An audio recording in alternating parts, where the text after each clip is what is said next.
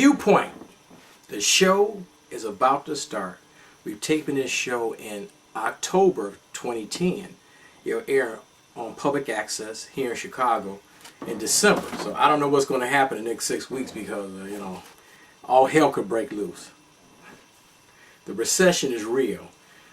Let me do a little commercial before I bring on, I'm going to do a little commercial first, and I'm going to bring on Mr. Yehuda Ben Israel to talk about the Hebrew Israelites and the end of the world. Nice subject to end the year on, right? Some of y'all may be disgusted. Some of you watching the show will be frightened, will be scared. Because you're already scared.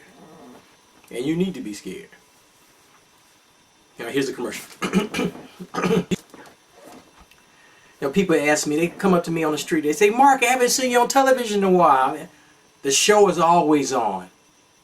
But I'm more behind the cameras more. I'm trying to relinquish my ego, trying to put my ego in check, which is hard because I love being on television.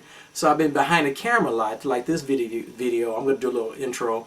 And I went over early today to Mr. Yehuda's house to do the interview. So I'm just behind the camera. So this little FaceTime for me. So they say, Mark, I haven't seen you on the television. I said, you may not see me on TV but the show is always on twice a month on public access here in Chicago, although I'm always threatening to retire. I may do it again, I don't know yet. But the show is on the internet. I'm at your service 24 hours. Type in Mark Sims into any search engine, MARCSIMS, or Viewpoint Chicago, VP Chicago, Mark Sims Chicago. You'll see the videos on the internet. And we're at your service 24/7 on the computer, on your little smartphones, your iPads, and all that kind of stuff. I'm at your service. So the show is always on, although I've been behind the camera lately. All right, Mr. Yehuda Ben Israel is going to come on the show, and he's going to give you a little knowledge and wisdom. And I bring him on the show because it's just to make you think. And you may not agree with everything he says, but you may agree with 90%, maybe 50% of what he says. But watch the show. Very good show. Very good.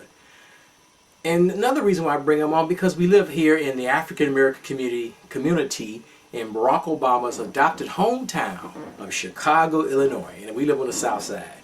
And we have so many churches. Churches seem to be on every corner.